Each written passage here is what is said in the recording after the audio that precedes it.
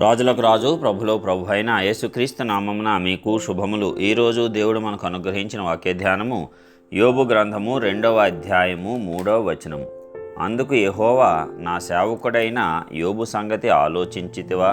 అతడు యథార్థవంతుడును నీతివంతుడును న్యాయవంతుడినై దేవుని యందు భయభక్తులు కలిగి చెడుతనము విసర్జించినవాడు. భూమి మీద అతని వంటి వాడెవడునూ లేడు.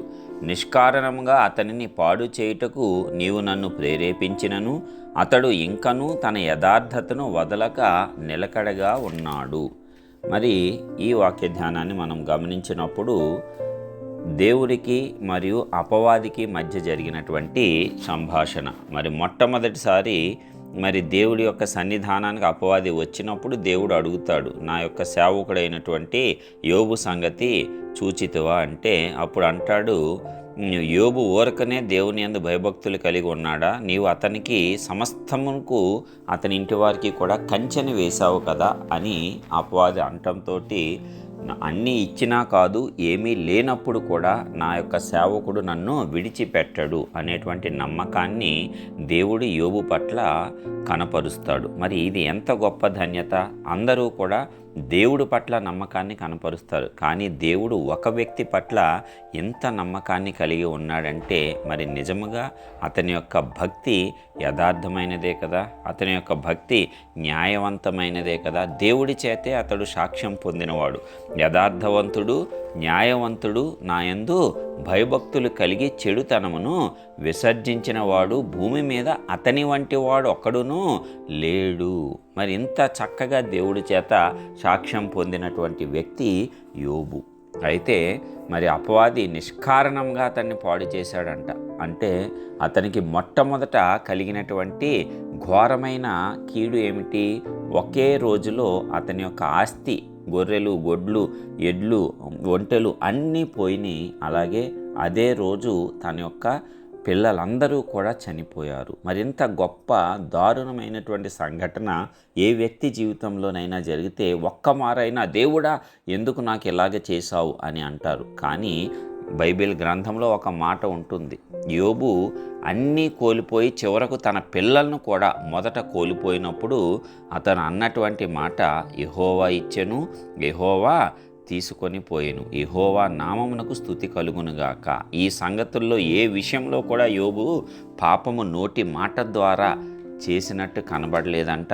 దేవుడు అన్యాయం చేశాడని ఒక్కసారి కూడా యోబు చెప్పలేదని బైబిల్ గ్రంథం స్పష్టం చేస్తుంది. మరి ఇంత గొప్ప భక్తి, ఇంత గొప్ప నమ్మకము, విశ్వాస్యత మరి దేవుని పట్ల యోబు కలిగి ఉన్నాడు. మనము ఇది గ్రహించాలి. భక్తుల జీవితాల నుంచి ఇవన్నీ మనం నేర్చుకోవాలి. ఏదైనా ఒక చిన్న కష్టము, చిన్న బాధ రాగానే దేవుడు నన్ను విడిచిపెట్టేశాడు, దేవుడు నాకు అన్యాయం చేసేశాడు, దేవుడే నాకు తోడై ఉంటే, దేవుడు నాకు కాపాడి ఉండుంటే ఇది ఎందుకు జరుగుద్ది నా జీవితంలో అనుకుంటాం.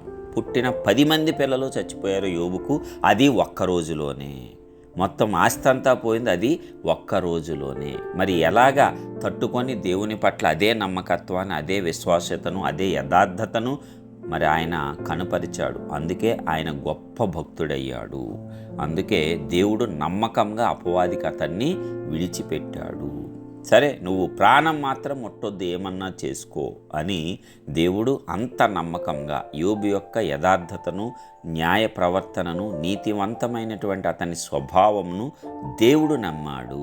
మనము దేవుణ్ణి నమ్ముట ఒక మామూలు విషయమే, కానీ దేవుడు మనలని నమ్ముట అది చాలా అసాధారణమైనటువంటి విషయం. మరి అలాంటి నమ్మకత్వాన్ని పొందినటువంటి వ్యక్తి యోబు. అలాగే ఇంకొక వ్యక్తి మోషే కూడా, నా ఇల్లంతటిలో నమ్మకమైనటువంటి వాడు అని దేవుని చేత.